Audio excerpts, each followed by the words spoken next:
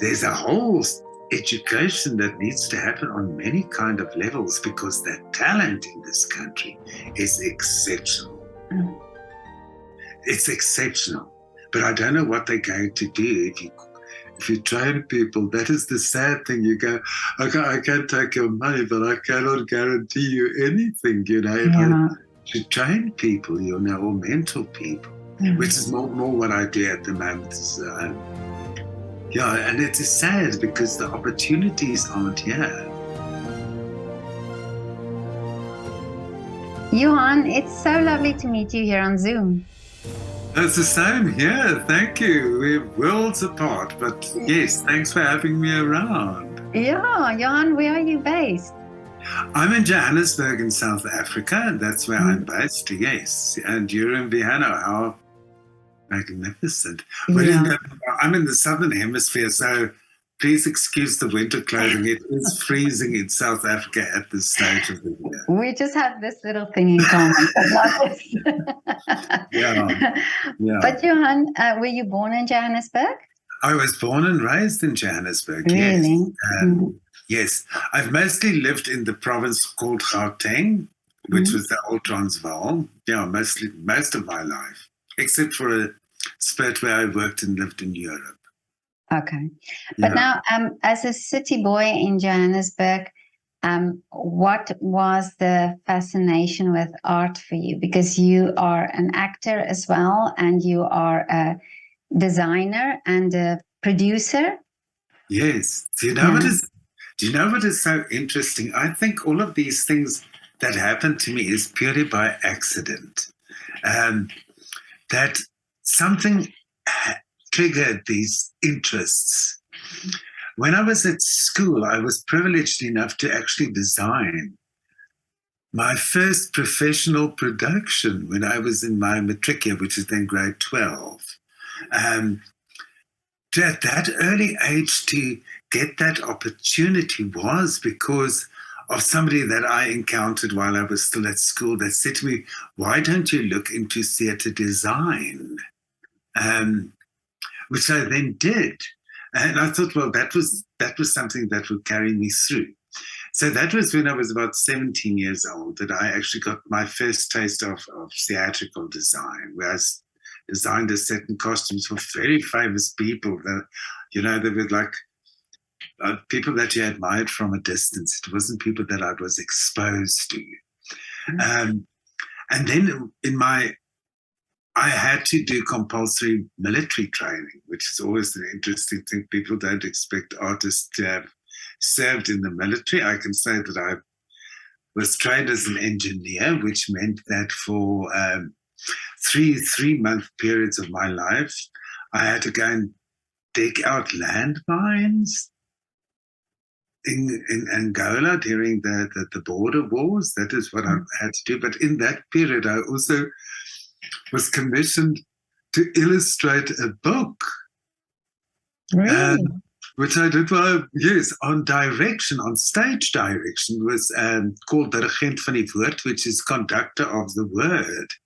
This book, and I did all the illustrations, and the more I explored theatre, the more fascinated I became.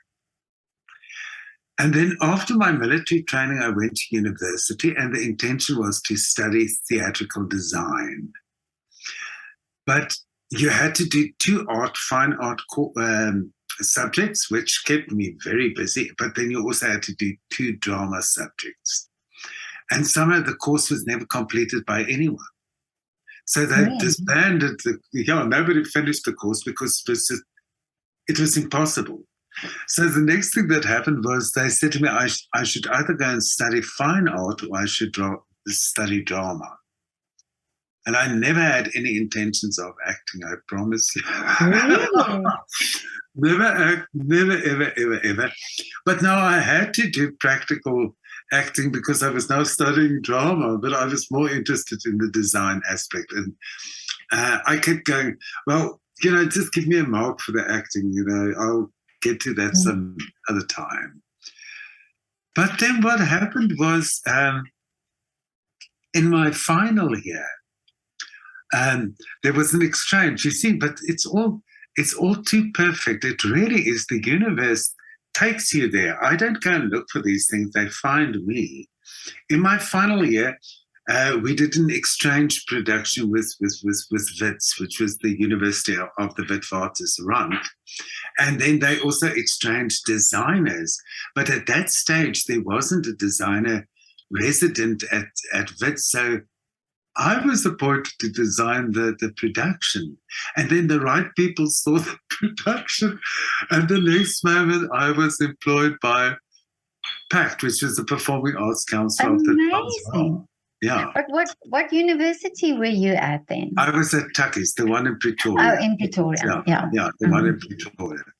But now the funny thing is I had to do acting and stuff like that to get my degree. And okay, I did do my honors in design. That is also the reason why I designed the production. And as a student, because I was exposed to acting, I kept going, well, if I had to act, what kind of plays, what would I want to do? You know, what kind of plays would I want to be? And one of them was Sinner in the Suburbs, that you will know. It won't mean anything to anyone else except for a South African, which is a prestigious Afrikaans play. Mm-hmm. And the other one that I always said I wanted to play Oswald in Hendrik Ibsen's Ghosts. That was sort of in the back of my mind.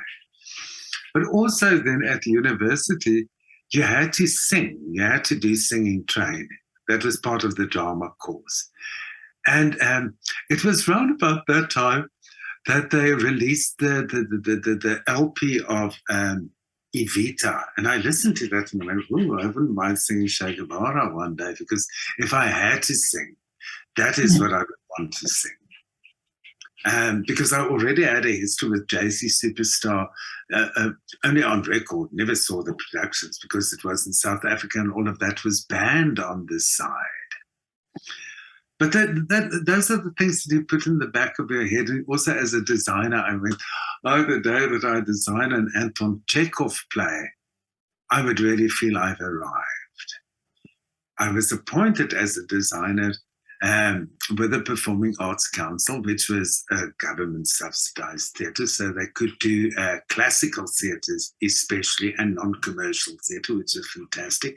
And the second production I designed was Anton Chekhov's The Cherry Orchard. That was the end of my dream. That was the end of my dream. So what now? You know, it's one of those things. Amazing. Yes, and in that same year, I did an audition. That was just prior to the opening of the State Theatre in Pretoria, which was like the bastion of theatre at the time. It was an opera theatre. It had a concert hall. It had a drama theatre. It had a studio. It had everything. It was now really this huge monstrosity that was being created. Just prior to the opening to that, I, as a joke, did an audition for a musical or the world premiere of a rock opera called The Archon, and I landed 2 songs in it. Wow. And then I thought, well, if I can do that, what if I auditioned for the drama company? And then I ended up in the drama company for 9 years, and I ended up designing the productions that I was in, which was very convenient for them, and it was extra pocket money for me because we were very poorly paid. Let me put it to you. I see. Mm. You know, but it's theatre is never, you can't go into theatre and think you're going to become wealthy. That December, with the opening of the State Theatre, I played, in the opening season, I played Jockey and Sinner in the Suburbs. That was amazing. That was months later. Really? And yes, and the following year, the January of the next year, I played Oswald in Ibsen's Ghosts. But I also had the opportunity to understudy the import which they brought in from the West End that sang Che Guevara. I became his understudy. And everything possible went wrong with this man. That the one afternoon at 4 o'clock phoned me and said to me, well, he's not going to make the performance. Can you take over? And I went, well, I've never had a placements rehearsal. I've never worked with the orchestra. I've not even worked with any one of the Evitas. And one of the people in the cast who played Juan Perón was Geit Korsten. That might mean something to you, but Yeah, I he remember. was a notorious and a famous opera singer. And he said to me, "You will do it. I will be in the wings. I will scream at the top of my voice, run left, run right." And I got through the performance, and at the end of the day, in that season alone, I think I sang the part 34 times. Really? And then when they did another season of it, we shared the part. And everything possible went wrong again with this man. Even during the opening number, his Achilles tendon snapped. And the next one, they dropped the curtain. The next moment, there I was. It became absurd because everything that I dreamt of happened within 2 years. That's amazing. No, Really, this is terrible. incredible. It is terrible because I never said to the universe, "Am I truly ready for this?" Yeah. I was young and I would say, "Oh, well, bring it on, bring it on, bring it on." If I think in terms of what happened to my body the day that I took over Che Guevara, which is the biggest part in the musical. I mean, that morning, 4:00, I was still sitting on my couch. My heart was pounding. I thought I was going to have a heart attack, So it is, I think it's also chasing that adrenaline rush. Yeah. But we are now talking about all of the things that happened prior to 1994. There was a state-subsidized theatre in this country, and it was non-profitable. So it didn't have to make a profit, so they could really do classic works. We did the Shakespeares, we did Euripides, we did Greek tragedies, we did, all the classic pieces. And it was a beautiful theater, I remember. Magnificent. Yeah. It was a world, it was a world standard theater. Yeah. And I mean, I was mostly part of either the drama company or the musical department, because I did quite a lot of musicals for them. And I also did quite a lot of cabaret shows for the Performing Arts Council. But there was a ballet company. There was a full-time opera company with full-time choristers. I mean, that got full-time employment. The same with the orchestra, everything like that. It was so luxurious. I mean, and they brought in singers from all over the world. I mean, they brought in Montserrat Caballé, they brought in Luciana Serra, they brought in the big, big guns. They imported the ones that weren't too scared to come to South Africa because of the cultural boycott, because of our politics, because of apartheid, so it was the heyday of theatre, but today, unfortunately, that is not as highly regarded as we would have imagined it would have been, because there's been a complete shift in cultural emphasis. Now there's an enormous emphasis on indigenous work. And although I am very pro creating new work, the standard has become sort of very marred because there is nothing to compare it with. Oh, yeah. I mean, I was fortunate to be in a Harold Pinter play in the last 10 years. And I mean, the actors that was with me in the play, they've never acted on a box set. They couldn't believe that they were actually acting on a box set, because all of those things have fallen away. Theatre has become festival orientated, if I'm talking about Afrikaans theatre, but also plays. And mostly theatre, drama has become festival based. And unfortunately, what happens with the festival is it's everybody is vying for an audience, and everybody knows that farce is the biggest draw card. So the classical and more serious work has fallen sort of by the wayside, and that is unfortunate. Yeah. It's also, if you look at the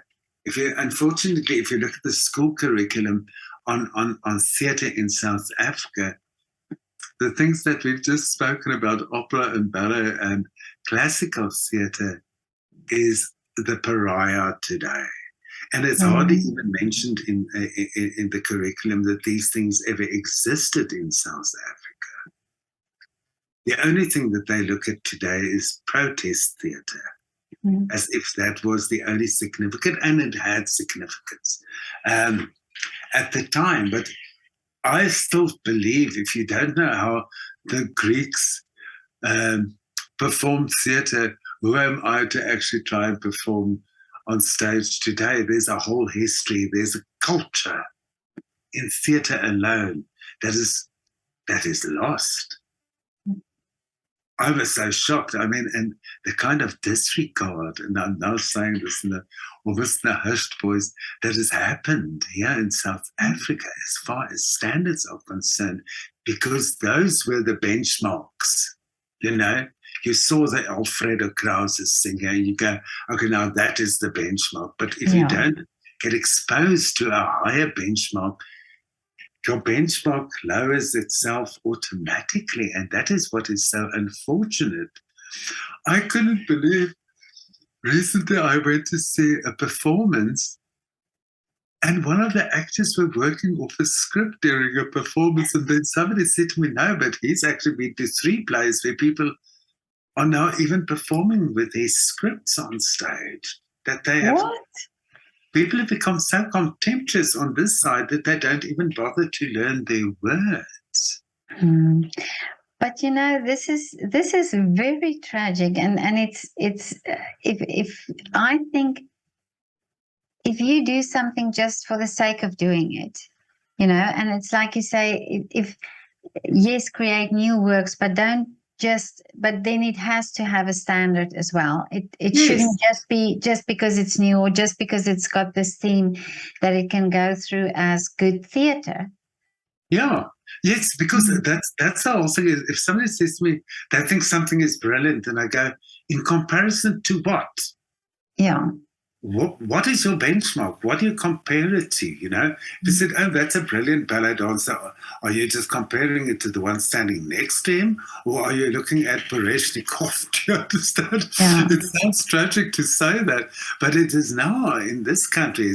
I sometimes get the feeling that we are watching each other instead of looking out. I have a morbid curiosity as to what is happening everywhere in the world. And I have lost interest in what is happening on this side, because there's also a strange kind of incestuousness that has happened here. I'm going to give you an example. I was working on a television production. Oh, good grief. I was working on a television production, and the director of the piece, I was working acting as a dialogue coach.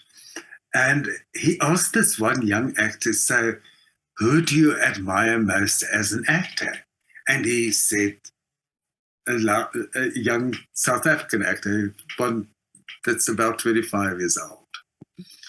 And he went, okay, and internationally, this boy turned around and named another South African Afrikaans actor. Internationally, and we both went, okay, but that is why your work reflects that, the kind of short-sightedness, which means he's, in our heads, we all of a sudden thought, he's just watching this one television channel and thinking that is the entire world. And that is to me upsetting. Is we have, for the first time, we are exposed to what's happening all over the world. I mean, if you look at television, I mean, you can almost see any opera production, you can see any ballet production happening anywhere in the world. And if you ask people on this side, have you seen that? Then they go, no. Then I go, so what are you watching? And unfortunately, people are watching each other. Yeah. You're so right. Yeah. And it is frightening. I mean, I worked on a soap opera as a dialogue coach and as an acting coach, because they take them straight from the fashion runway and they make them soap stars. To understand, they look fantastic, but they can't handle dialogue. And you have to work with these people that have no skills. It sounds terrible. They look the part, but they have no skills except being beautiful. And then you would ask the people working on this, what are you watching? And they will say to you, but we're watching the local productions. And I go, no, but if you want to watch soaps, why aren't you watching EastEnders? Yeah. Why aren't you looking at the BBC? Not one of those people have ever had the courage to even go there.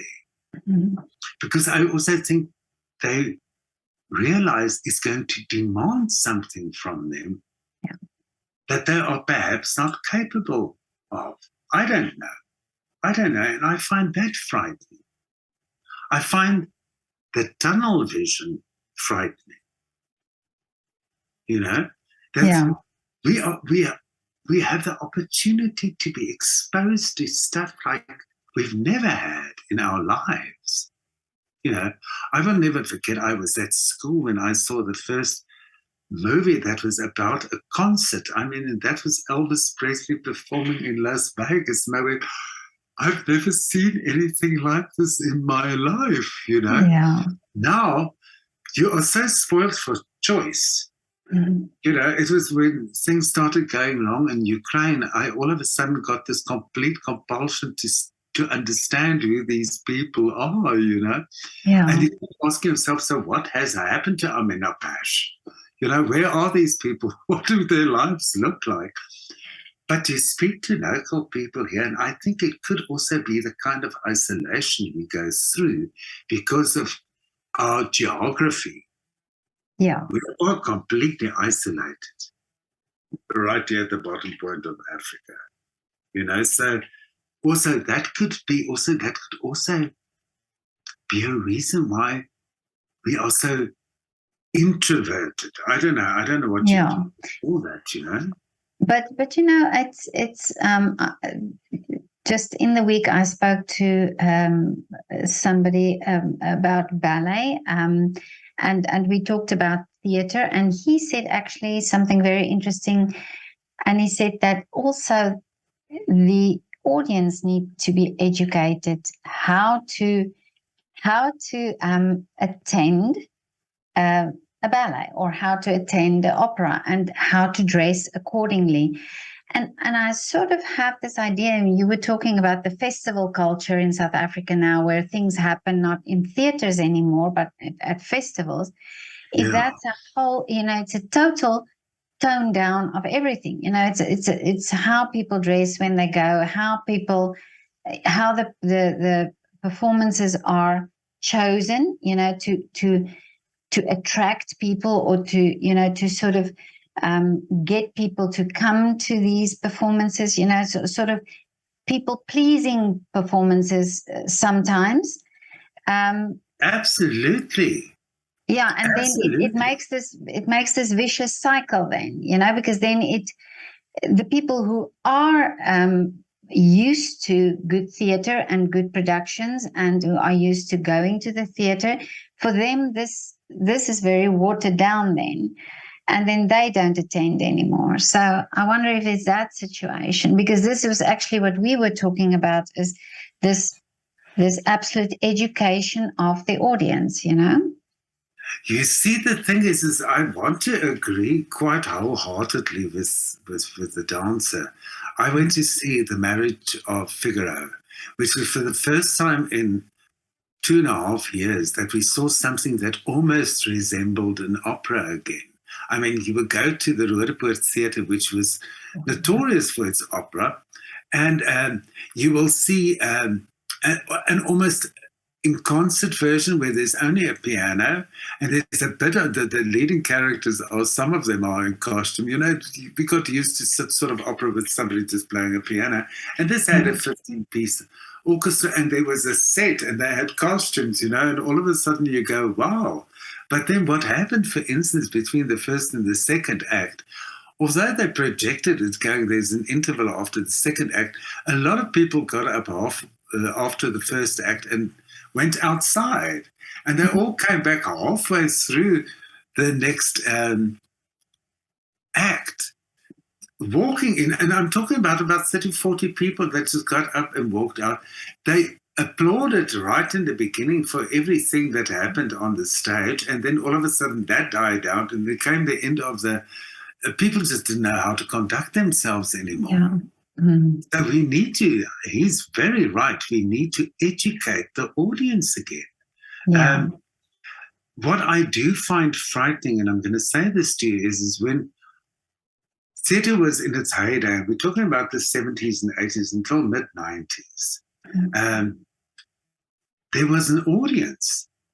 I mean, people were fighting for tickets to go and see an opera. People were fighting to get tickets for the ballet. I mean, we in the drama company would at least do 48 to 60 performances of the drama in a large drama theatre, and then bring it to Johannesburg and perform it for another 2.5 weeks at 8 performances a week. And it was always full to capacity. That's why we very often repeated plays, Yeah. But now, I mean, somebody said to me with the lockdown, with this 50% audiences which we were allowed to have until quite recently, I mean, even that wasn't hard to understand. So he said, the estimate today is that you will attract about a 45% attendance. I don't understand that. I don't understand it. And yet there's some people doing really bad farce, and they get audiences. Yeah, I just think also Michelle Venemans, for example, and I spoke to them as well, and her mother, and I think if I hear Michelle's voice, if I listen to her, and I just think, oh my God, this woman has this incredible voice, and versatile. Versatile. Yeah, and she should be heard. She should be on stage. She should be in opera. And it's not happening. And it's that I wonder how many very, very talented singers, performers, actors in South Africa don't get the opportunity and don't get the recognition that they should have. Because of the fact that the theatres are not open. Yes, no, absolutely. I mean, there's going to be another generation of lost entertainers. I mean, that's why, I mean, when I was referring to this young actor that only knew that much from our industry here, So the industry is actually shrinking in on itself because we are also employing people that are box office. And why are they box office? I think South Africa is the only place on earth where they really put the kind of value on soap actors that they do. Do you understand? If you're not in a soap, you should not go and even attempt theatre, because the people aren't there to see the theatre piece. They're there to see soap stars live. It really is. It sounds tragic to say that, but that is unfortunately what has happened here. Even my sister would say to me when she's going to go to the festival, oh, I'm going to see this, that, and that. Who's in it? And I would say, Amalia Eis, and then she'll say, so where can I see her work? Then I know she wants to she's asking me, which one of the 4 soap operas is she? And it is, unfortunately, it is really because that has become box office. They've become box office. And then you would see a play like I saw not too long ago, where everybody in the cast was from soap operas, and there was one person that was a highly skilled theatre actor, and it started to look as if he was doing something wrong. Really? Because he was playing theatre and they were doing soap, and you start going, no, well, why is he acting like that? It is the whole world. I mean, theatre has imploded in South Africa for me, and we have the talent. My God, we have some talent, and especially when it comes to operas. I mean, the talent that I saw in the Marriage of Figaro was exceptional. I mean, last week I turned on the television, and I can go on YouTube and see Masabala Cecilia Rangwanasha sing the Verdi Requiem, which is his best opera as far as I'm concerned, for the BBC Proms. There's pretty Yende. If you just see, she's going places, Erika Elof, there's so many. Elsa van der Neever, there's so many of our singers with huge careers abroad, and people here don't even know their names. Exactly, yeah. No, exactly. And it's a pity that they have to leave the country. That is always the thing for me, that they have to leave the country to pursue their careers. But now I want to ask you that I'm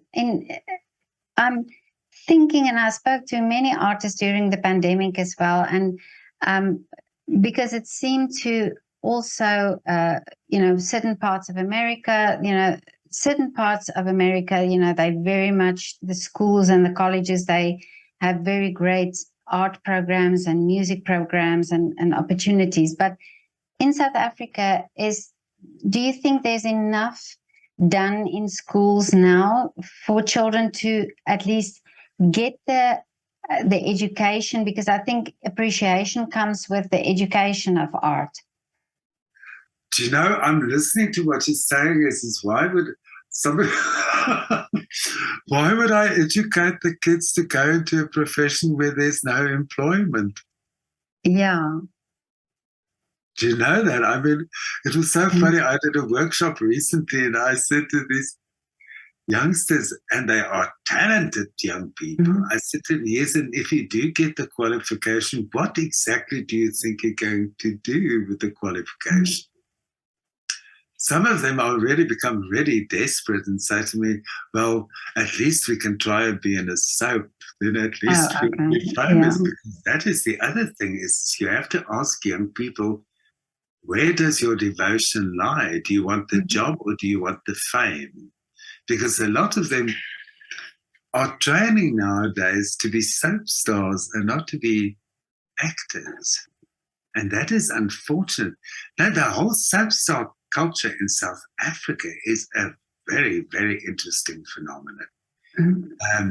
If you think of the Afrikaans population, it's a tiny little population, but there's 4 designated soap operas in Afrikaans. I mean, if you go, I don't know how many you've got in Austria. I mean, in the Netherlands, where I worked for many years, they had 1. And then I'm only talking about the one language group. I mean, you have no idea how many soap operas are happening here in South Africa. Really? And yes. And to me, I'm going to say this, and I'm going to try not to make it sound horrible, but to me, what the guys do, and I worked on it, to see, I am in such awe of people that can every day pull out a performance and remember all their words. You understand? I mean, absolutely awe, but you cannot say what they're delivering is of any kind of quality because, they do their preparation at home, they arrive on the set, and they've got to work with me before they go onto the camera because there's no time for anyone else to look at their performances once they're on the floor. They do one rehearsal for the camera crew, not even for themselves. They do a take, and then if something went wrong, they do pickups, and that's it. You understand? It is like that. So it's not as if I'm dishing them, but that to me has become a craft. It has not become art. And the people practicing it, they develop an enormous following. So the next thing what they do is they put them into stage productions because they are good box office. They're not necessarily the best person for the job, but they do bring in the crowds. So there's a whole education that needs to happen on many kind of levels because the talent in this country is exceptional. It's exceptional. But I don't know what they're going to do if you train people. That is the sad thing. You go, okay, I can take your money, but I cannot guarantee you anything, to train people, or mentor people, which is more what I do at the moment. And it is sad because the opportunities aren't here. For the opera singers or for the classical singers, there's a whole world out there. Yeah. Almost the only ones. Also, we do find that our ballet dancers leave, but our actors, they stay here. Unfortunately, Very few of them. There's a handful of them that's made it internationally. While if you compare it to classical singing, Yeah. I mean, I am astounded every time that I go onto YouTube to discover how many South Africans are making huge careers out there as opera singers, and they have to. Yeah. Because they might have the opportunity to do a concert here or there, because as I said to you, a lot of the operas are just concert performances nowadays, more than it is anything else, because there's no money to pay people for rehearsals. So it's a catch-22 situation.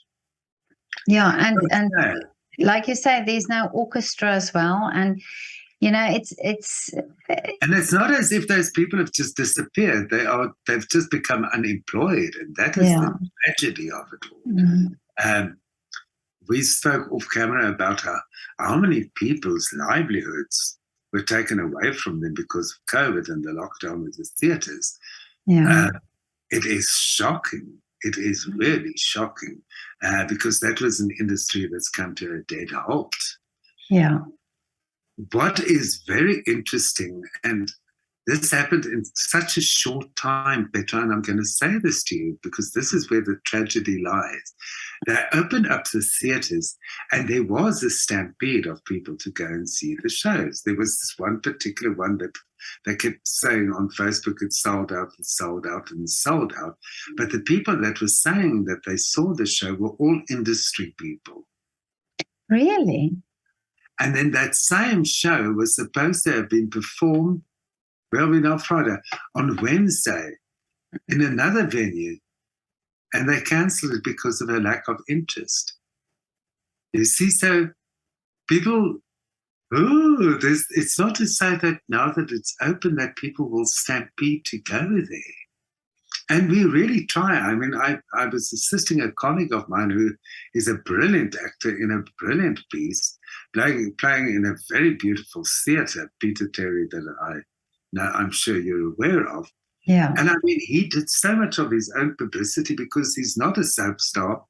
The audiences didn't automatically come, you see. So it's a catch-22 situation. People need to be famous now for them to attract an audience. But now the funny thing is, they will see a person like Sandra Prinsloo, who's a very iconic Afrikaans actress, and say, for instance, who's playing Martha and who's afraid of Virginia Woolf, and then you hear these people say, I will never go and see a play with her ever again in my life because I can't believe the woman can swear like that. Oh, but really? It's not her, it's the character. They cannot differentiate between the character. So they go and see these plays and they're horrified. They walk out of it because they were there to see a famous person sort of doing, I don't know what they were expecting. They have no knowledge, I mean, about the piece that they're going to see. I mean, we were talking about the Harold Pinter's The Homecoming. And afterwards, this one woman, because I'm also not the famous one, they will attack me because they go, who the hell is he? Do you understand? Because I'm not a soap star. And she came to me and she said to me, well, that was a terrible play. And I went, no, that's not a terrible play. She used the word swak. That's a weak play, or it's a bad play. That's what she said. And I kept going, no, you can't say that's a bad play. I said, perhaps you didn't understand it well. And she goes, no, it's a bad play. And I go, no, I don't think you understood the play because we don't even understand the play. How could you understand it? How can you say Harold Pinter's The Homecoming is a bad play, despite the fact that he won the Nobel Prize for Literature for the play? He did. And she goes, I don't care, it's a bad play. But the thing is, she was just at the wrong play. That is unfortunate because she didn't. I'm so sorry. She could never have understood it. But the leading lady was somebody that has a very pure image on television. And now all of a sudden she's playing a slightly degenerate woman and she doesn't want to accept it. So there must be something wrong with the play. So I don't know. I don't Yeah, know that's how we're going to interesting. solve this, I have sleepless nights because I am really one of those people that want to educate people and say to them, Yeah, at least just give it a try. yeah, yeah. It can only broaden your horizons. Try something that you have never done. Go and see a play that you never would have. Because I'm going to tell you something which I found extraordinary. At two occasions, funny enough, I was in a very, very commercial piece at one of these festivals after we did the Harold Pinter play there. It's the one in the Art Club Festival in Potchefstroom. And then the next year, I was there with another piece with a very with popular people. There was a girl called Liz Meiringham. I mean, at a filling station, she can cause a riot because she's so famous. Do you understand? Okay. There was this poor man, and we had a 10 o'clock performance in the morning, and this man was dawdling around wearing his two-tone khaki outfit, and he looked like not your regular theatre goer. And she kept going, I'm sure your wife brought you to the right place, but I'm sure you don't really want to be here. She just judged him the whole time. And the next moment, after she kept going on, but it's okay. It is funny, it's light. And he went, no, do you know what? I wanted to talk to this man, and he wanted to talk to me. He said to me, that Harold Pinter play was fantastic. Really? We see, so we must also I have learned one thing, never, ever to underestimate the audience either.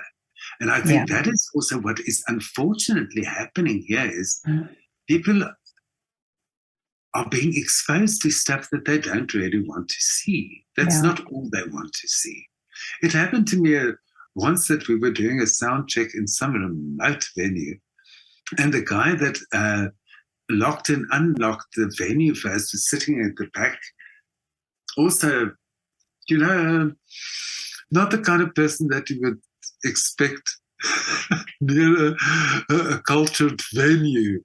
Yeah. And he was a retired policeman from Namibia. So I think you will get an idea. I mean, let's call him a deep rural person. Yeah. And in the sound check, I used to sing this one poem by N.P. van Wyk, which I used to sing because it was very long phrases and it was a very good thing for me to use. And then we did the show, but I didn't sing it at the performance because it was just not appropriate. And funny enough, this man came to me and he said to me, why didn't you sing that song? Really? And I said, have a little bit. He said, please just sing it for me. Amazing. And all of a sudden, the audience was dead quiet, and you went, never, ever, ever underestimate an audience. So I don't know who's in the wrong, whether the audience is wrong or we as entertainers, that we just don't. But sometimes musicians, and this is also that I talked about, is that it's sort of sometimes a program is designed for the what they think the audience wants, and then they sometimes play the same things over and over again. But then, it's the musicians or the artists that they need to change these programs and bring in work that they think, okay, so let's try this, or let's educate the audience on this new work, or this something that's a little bit different. But I think it's sometimes that assuming, I assume they won't like it, so we're not doing it, but give it a try, or mix it up with other things so that you at least can make a test, like a musician once said to me, if you keep feeding people hamburgers, then that's all that they're going to eat. Yeah, but that is unfortunately, I think, what is happening. People are so desperate to sell tickets that they would really take it down to the lowest denominator instead of saying, what if we really put something of quality out there and let the reputation of the piece attract people? So it is a two-way street. It really is a two-way street. But I am so sad because as I said to you earlier on, we used to have an audience, and I don't know what happened to them. Yeah. I don't know what happened to them. Mm. They must probably all in retirement homes or something, you know. It is tragic because, I mean, well, the talent is here. I mean, really. Mm. But now, you know, I mean, I work very closely with the dance company because I like what they represent. But I want to, every time that I edit a video of their work or whether I see a performance, I just want to scream, can you please all just step on the same foot at the same time? Because even that has gone down it's not important. It's now just about self-expression, but you go, but as an ensemble, why don't we just all try and sort of do it at the same time? Yeah. You know? And if you keep giving people that, they're going to think, okay, that is the benchmark. It doesn't really matter. So the next generation of dancers is going to think, well, I don't really have to be that skilled. You know, look at it. It is sloppy, so I can do sloppy. Yeah. That's true. Yeah, that is then changing the whole culture of what people want or what people are getting used to, you know? Oh, exactly. And that is I sometimes think it's it's sad if things are always toned down, you know. It's always like not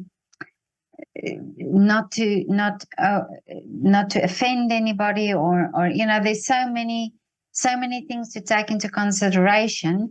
Yet I sometimes think, you know, I grew up in the 60s in an industrial town in South Africa, and you know, there were many things that I just had to do because it was just part of the discipline of the family or the school or whatever. And I think this benefited me, you know, in so many ways in my life.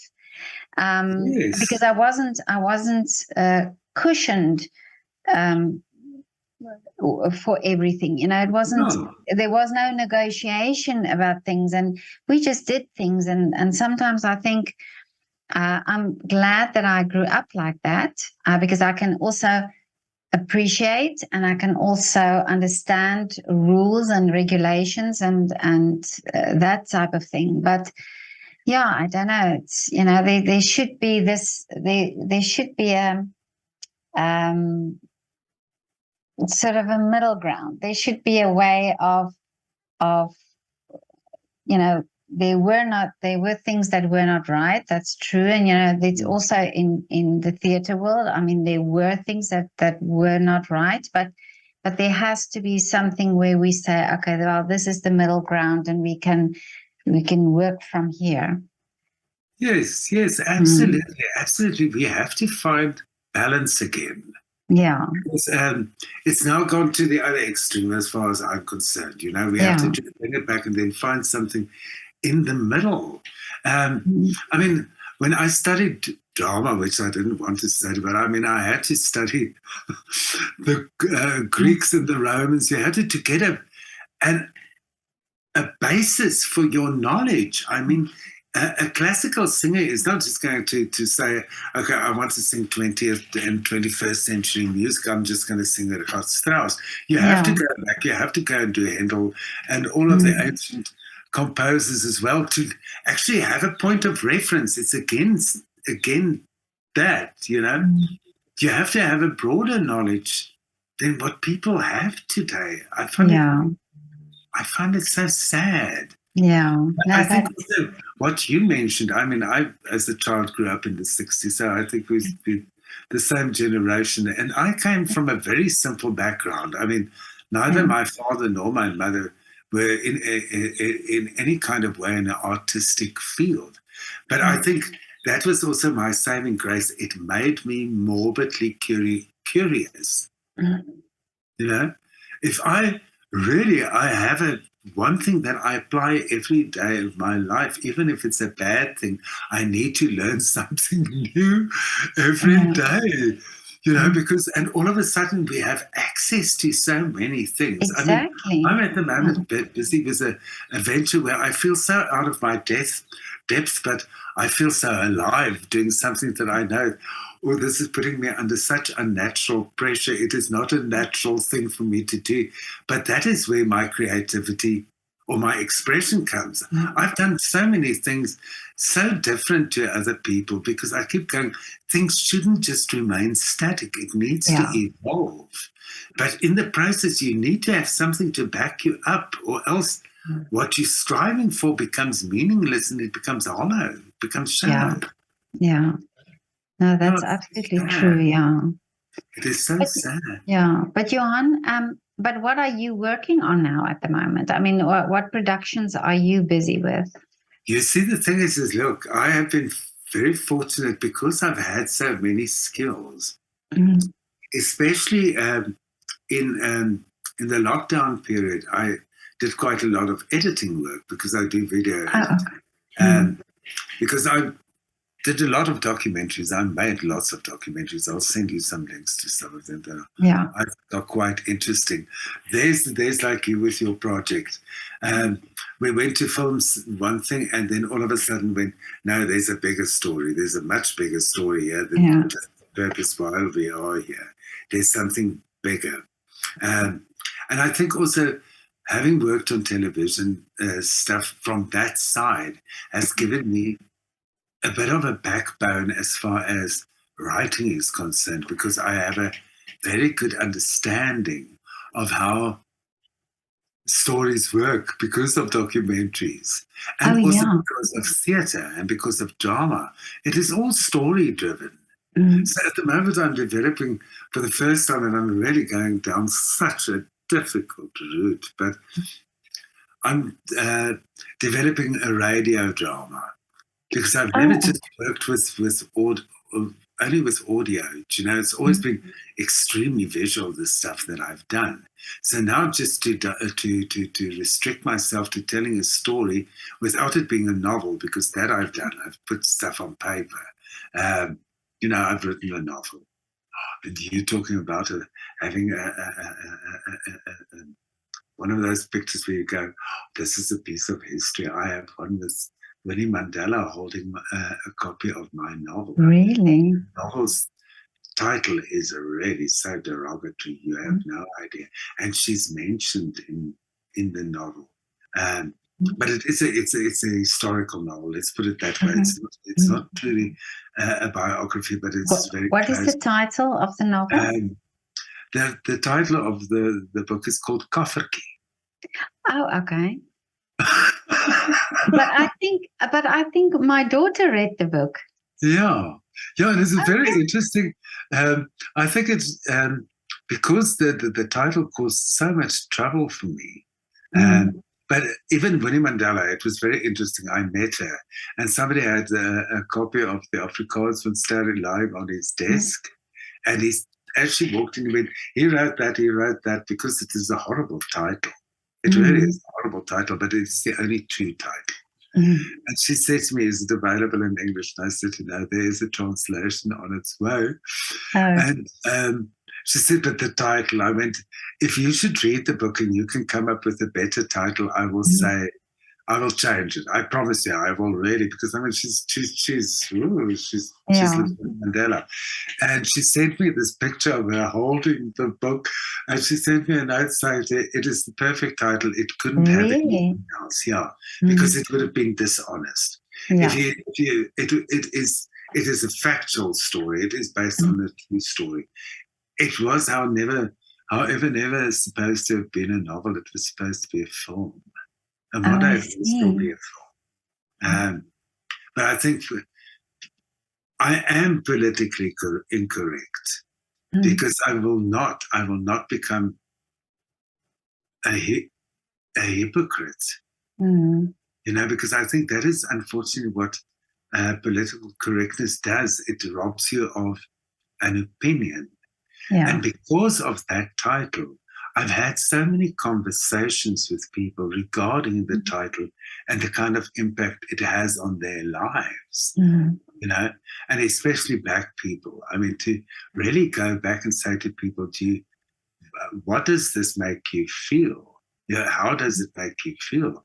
People tell me horrific things as to how much they hated me as a white person, you know, because of our politics. And that's also a necessary thing to know. Patrick Shire, unfortunately, he passed away quite recently, was exactly my age. And he's a very famous, he was an internationally known Black actor. And we will sit and talk about that word.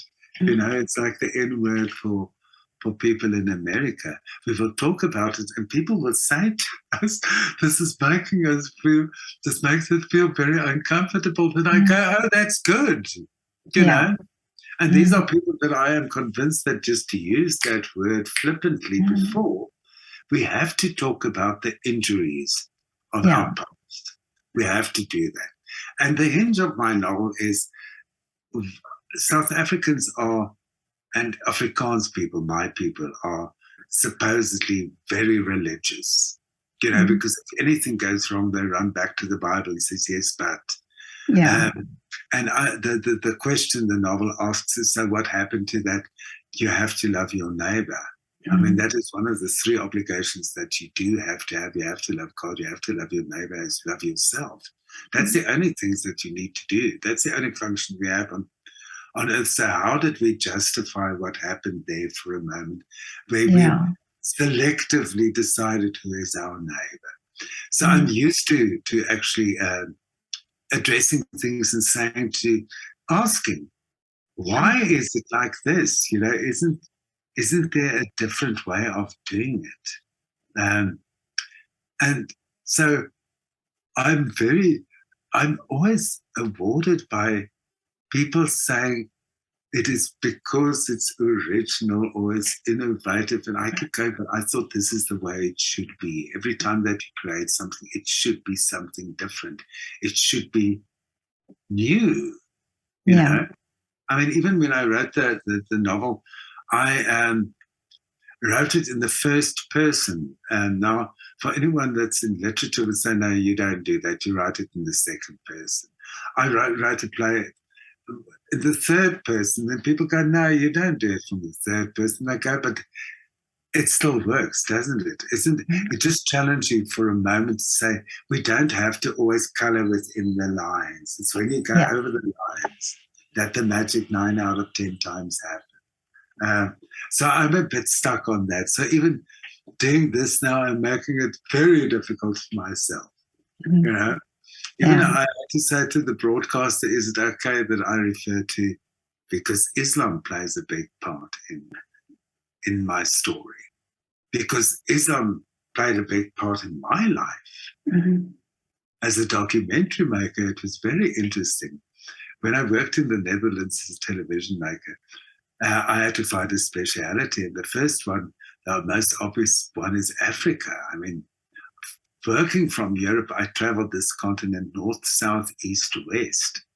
And then the next moment, I had to get a speciality within Africa, and that became Islam, because I knew nothing about it. So I had a morbid curiosity about it, you know, and the more you learn about something, the more I think, again, it gives me a different kind of a point of reference. Exactly. I immerse myself even into a different kind of religious world, you know. I would sit there interviewing people, and they would say things and I go, my head is going to explode, but this is not about you. You know, very often you do find, and I like that because it challenges me as a human being to change my way of thinking about things. I think that is actually what I've always been trying to do. Is it's just there is a different way of thinking about anything, whether it's the music, whether it is literature, whether it is theater, whether it is life. There is always a different angle to this as well. Not true? Or else we don't evolve as human beings, or else we will never evolve. And the thing is, if you start listening, I think this is always the thing. If you start listening to what people are saying, rather than make a judgment before even knowing, and it's like then you start hearing different perspectives, and this is exactly what you're saying. Then it makes you think a little bit, and makes you see things in a different way. Yes, and it gives you an understanding, because I think a lot of the prejudice we have comes from a lack of understanding. It comes from a lack of knowledge. The moment that you submerge yourself into something which you think is going to be an enormous challenge, it becomes so rewarding. It really does become so rewarding to say, well, I can now look at this from a completely different angle. And that validates me. I can at least, I can compare the apples and the pears to one another, because I've tasted apples and pears. But if you just eat apples the whole time, no. Exactly. Yeah. No, I totally agree. I love that analogy you use. Yeah. I'm the one that will always go, but there's pears. There is really pears. Oh, we must never forget them. I think it's important. In my life, it is. And I think that has been the biggest challenges for me. I'm going to say something to you. I think my biggest talent is to learn new skills in any case. I don't think I'm going to call myself a talented actor or a singer or anything of the kind, or a designer at all. I think my biggest talent is that I can learn new skills. But what a great talent that is. Yeah. I mean, I would sit and watch stuff on YouTube, people making things that I go, I'm not going to do anything about this, but I want to know exactly how it's done. So if one day somebody says, can you do that? Then I go, yes, I can, So every day I watch things that people come in, they look at my playlist, they go, is there more than one person watching this TV? Because the stuff is not related. But isn't there something that I want to know? I want to learn something new. And I think that is so healthy for one's mind, because I'm 67 years old. I'm not a child any longer. And I do speak to young people and they go, well, we didn't think older people were interested in stuff like that. And I go, no, I want to know who's the current best rock singer as well, So all good and well, we now know Jonas Kaufman and Elena Garansha is. We now know who they are, but who's the best rock star, and what are the Japanese or the Chinese doing? I'm fascinated.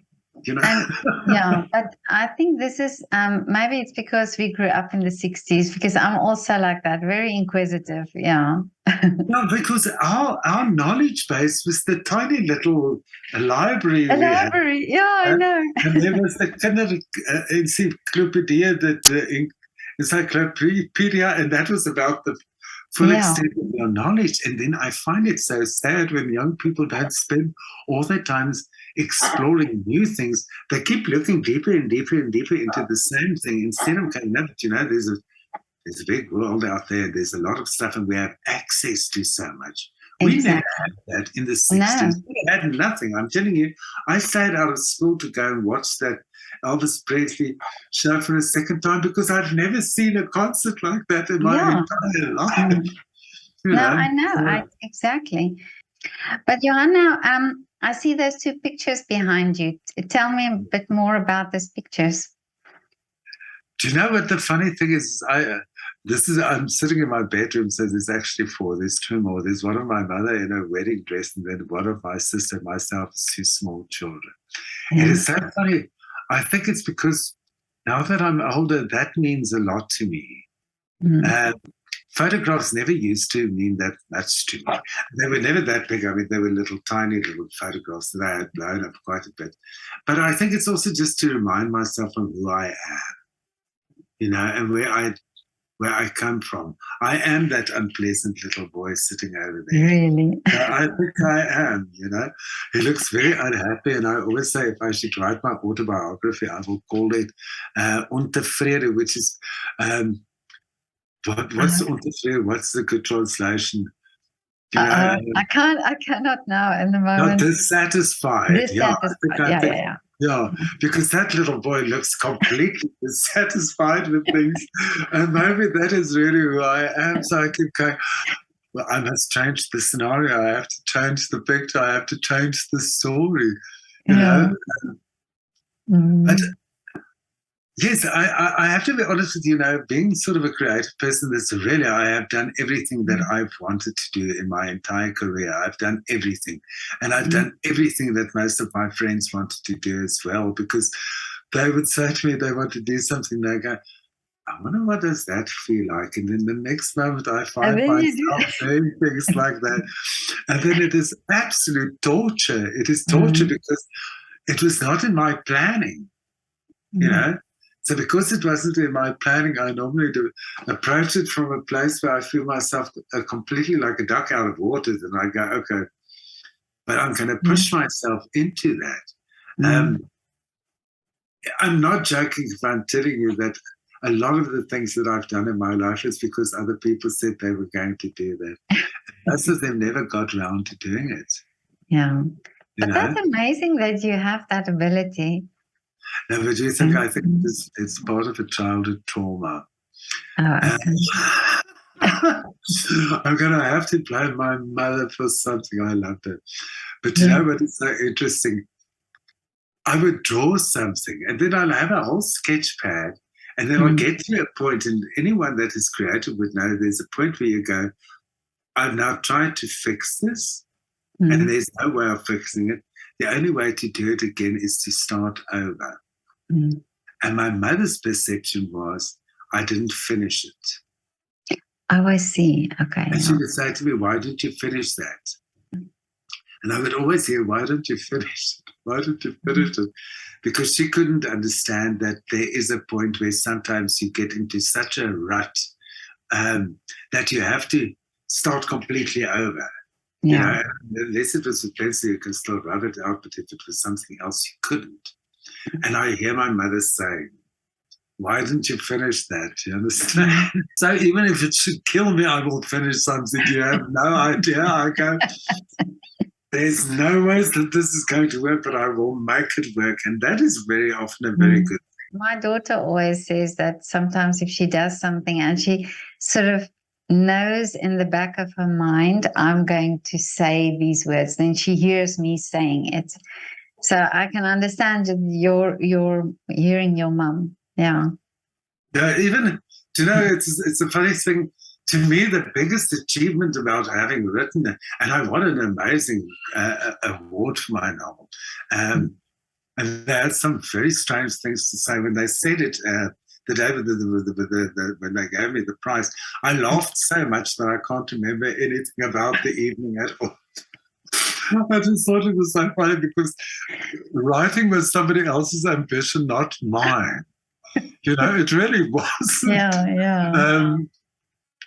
Because it is so funny. It was only recently that I read, they say, I think it's only 1 in 100,000 people that intend to write a book that actually get down to doing it. Yeah. And it's also 1 out of, I don't know how many people that actually get it published. And then there's only that many people that actually win an award. Yeah. But, you see, to me, I never intended to be a writer, but what I will say to you is I'm a storyteller. That I am. Oh, yeah. But I will not give myself as being this award-winning author, because if I say that, I'm going to start laughing about because that was so many of my friends' dreams, and not one of them has actually written a book. No, there's so many of them that's been pestering me for the last 50 years, saying, oh, they're busy writing a book. And I go, so when are you going to finish it? Wasn't it for my mother? I'm not sure. I really hear this one. Why aren't you finishing? Why are you finishing it? So I think that is what drives me. Yeah. It's nothing else.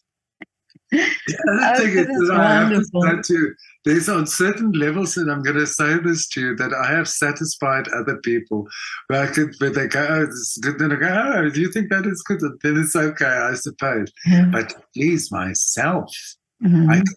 I can drive myself crazy, especially Really. if somebody says to me, I can't do a thing. Mhm. Then I have to prove them wrong. Yeah. Yeah. And, and there was somebody that said, it's a pity you can't write. Oh, That really? person's voice I can hear as well. Do you understand? And then the whole thing is that person is still, after, I don't know, I've known him for 30 years, still writing his book. Yeah. So then you go, yeah, but this is the kind of personality I have. I'm a Taurus, Yeah. let's put it that way. Let's say it's Oh, the okay. star sign. Okay. Yeah. And I understand that. Yeah. But that I makes have me also three. a bit I stubborn. have three Tauruses as children, so I Oh, good, understand that good. very well. So you've got to herd them into the kraal every night. And but I'm a Libra, so I'm more of a frustration for them than they are. I can imagine. Fortunately, I've got some Gemini sort of ascending things, so I've got a bit of a going No, they on. always say to me to come down to earth. Yeah, yeah, but why? Yeah, Why? that's Why what I'm come down saying. to I love it up here in my cloud, and so Absolutely. I'm the master of creating a little bubble. yeah. It's Yeah. important. This is so amazing to talk to you, and I want to ask you now about your wishes for the future, but because I'm sure there are some more. I mean, you've already achieved so much, but what are your wishes for the future? Do you know? I'm going to tell you something which is very personal. Yeah. That happened to me May last year. I am 67 years old now. But for the first 65 years of my life, I've had impeccable health. But now, to cut a long, strange story, because I still have to figure out why. Something happened to me on the 8th of May last year, which I'm avoiding really exploring it, because I keep going, because there has to be a reason why I am here. There has to be a reason. Something really bizarre happened. I couldn't catch my breath the one morning, and I thought I was having a panic attack. So I tried to get hold of my doctor, and she was in labor, so she couldn't help me. I really thought I was having a panic attack. And I tried another doctor, a friend of mine who's the captain. She used to be my doctor many years, and I couldn't get hold of her because she was abroad. So I found a lady friend of mine who lives in front of Bale Park, whose daughter is a doctor. And I keep going, they have to give me something. I'm having a panic attack. I'm having a panic attack. I was like that. And then I got hold of Suzanne that said to me, "Listen, I will organize it with my daughter. Just give me your address and we'll get the pharmacy to come and deliver something to save you." The funny thing is, they did arrive here to deliver this stuff, and I had to go and get it from the gate. And she phoned me and she said to me, "So did they arrive?" And I went, "Yes." And during that conversation, I said to her, "I think I'm going." And then I stopped talking. She then jumped in. Now listen, because there is something here. She jumped on the phone because she now has my address. And she started phoning ambulances because I don't pick up the phone anymore. And the ambulance arrived and they couldn't get onto the premises because I'm here on my own and I'm not answering the door. And she kept saying, "Take the ambulance and just ram the door. I'll pay for it." She kept saying she had a hip replacement that Monday. This is now the Wednesday. So she's not that mobile, or else she would have jumped into the car and come. Coincidence had it that my landlord forgot something here at home, and he came round to pick it up, and there's this ambulance, and they found me on the floor, and I stopped breathing. What? Yes, and they brought me back to life. It is really bizarre. I stopped breathing because my blood was overproducing hemoglobin, and it went so sick that it stopped flowing. How Wow. bizarre is that? They found me here. I woke up several hours later because Michael, my landlord, didn't know whether I had any medical. I ended up in a state hospital in intensive care. And I kept going, where the hell am I? What the hell am I doing here? And for that reason, there is a reason why I'm still here, because it was all too perfect. The coincidences of people arriving at the right moment, at the right time, for them to be able to resuscitate me. But now everybody says to me, so did you see a white light? Did you see a tunnel? I go, I saw huge flames. I think that's why I'm back. So I have been trying to find out, so what is the purpose of all of that? Yeah. What is the purpose of all of that? And I am making notes. I think I might write the whole experience. I might write it down in some kind of a form, you know? Because it's such an interesting. I get so pissed off when I see somebody recently, Donald Sutherland, had a near-death experience, and he saw a white light, and I didn't. You know, that's why I keep saying, but I did see flames. And people stop asking you, but there has to be a purpose, and there has to be a reason why I'm still here. I'm still back to find out what that is. Okay. Because I keep saying to people, now I have to have plans for the future. My future is coming over, you know, but now I have to plan things for my future. And I'm not just sure what it is. But I believe I attract these things. The right things and the right ideas come to me at the right time. So at the moment, I just want to get through this radio drama. It's an interesting topic, and it's challenging. Johan. It's very challenging. You know? But Johan, you've got such an interesting story and such an interesting life, really. I'm lucky, have I not? Yeah. I mean, it's so funny. Yesterday, a friend of mine that has been my school friend, we've been friends since we were 12 years old. And every time we keep going, can you believe this happened to us? All of these things happened to us. You know? It wasn't things that I anticipated. You know, when I was young, I was a child, my father and moms weren't into the arts at all. You know, and my dad was one of those people who would never buy a record or a book because he was going, but you've got a record, you've got a book, why do you want another one? They were really simple and down to earth like that. And the funny thing is, there was this tiny little stack of records, that's all we had. But wasn't there the privilege to sing opposite both of those people in my life. I mean, I have to be honest with you, I can hardly even imagine that I would, if somebody said to me, do you know that lies in your future? I would go, no, look, you must be joking, you know? The people that one idolized, that they crossed your paths. And that you actually, I mean, I would never forget the first time I saw Mary Stuart, the Schiller play with Vilna Sneyman playing Queen Elizabeth. I sat there as a school child just crying. I kept going, I can't believe something like this exists in South Africa, because she was such a great actress. And I ended up doing about 15 plays with her, you know, so that kind of stuff. It was the people that you saw in the newspapers and the magazines, they all crossed my path. I'm so blessed. That is one thing, I'm so blessed. Well, it's always great to hear when somebody's grateful for all these things. You know, it's I think that's part of it, and that's part of why more is coming to you, I think. No, I think it's all grace. It's all grace. Doesn't matter how you look at it. From a religious point of view, it's just grace. It's just I'm so lucky. I am so lucky. I've always somehow been at the right place at the right time. Amazing. Yeah. But now listen, Johan, I still have one more question for you. I want to know now, where is your favorite coffee shop or restaurant in Joburg? You'll have to do a shout out for them. Do you know what the funny thing is? This is not the first time that I'm being asked this. Yeah.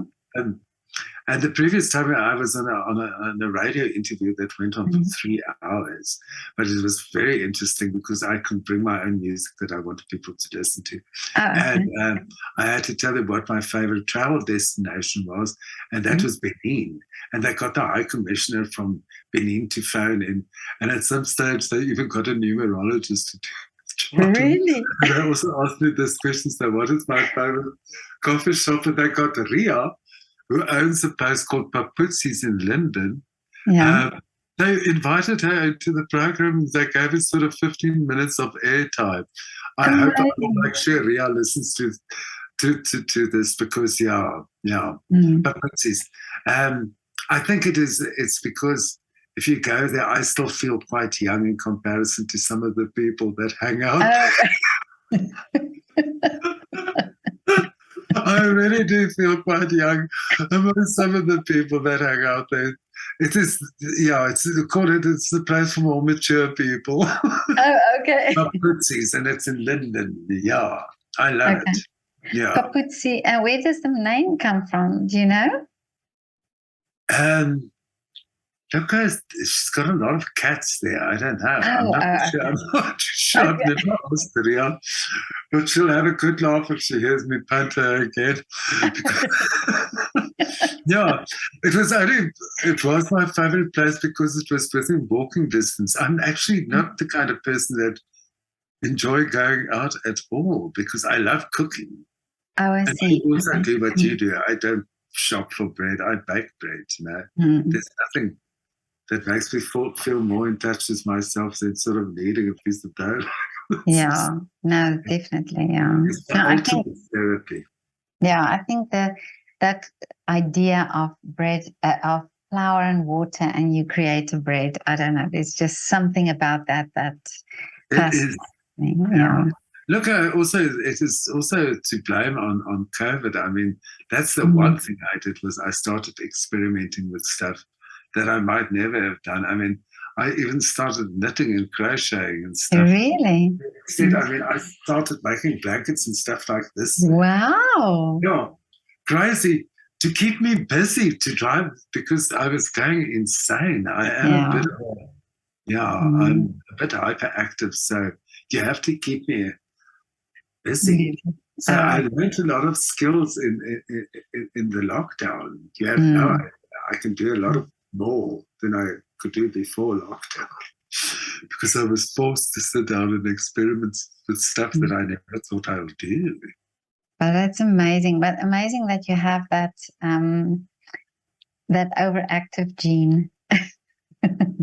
Yeah, but I think it is all curiosity, and you know what I'm talking about. It is all curiosity for life. And I think if you have that kind of curiosity, you attract these things. I think so. I believe that. I also believe that I learn a lot. If you put me in a certain kind of a situation, I might not actively study what you're doing, but I do absorb other people's activities very quickly. And that's why I'm a very good skills trainer because I know how to learn. So there's still a lot to be done.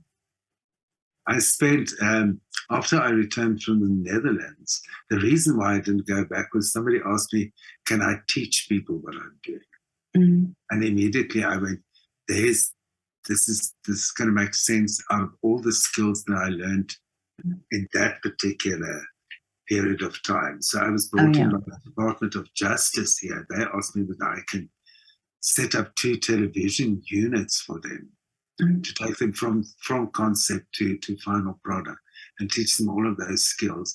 But it was an anti-corruption function because they were reintroducing a new bookkeeping method. Now I can say that because at that stage, the big draw card was this man said to me they were stealing money from the justice, and he said an amount, and he said 100 million rand. Wow. Wow, that's a lot. He said to me per month. What? Yes, and we reduced it within a very short time, we reduced it to 30 million. And then when Alan McKenzie, he was brought in from Business Against Crime. That's the man that actually got me involved. They shot him outside Parliament, and when he had to report on it, and they quickly disbanded everything, because by then we had 2,000 cases against staff from the Department of Justice. Oh, wow. I thought that was a good thing to do. So I felt that I put skills back into trying to find a solution for our country. Because what's happening here it breaks my heart. As I posted on Facebook recently, after watching the news, I normally watch something about a serial killer so that I can just relax a bit.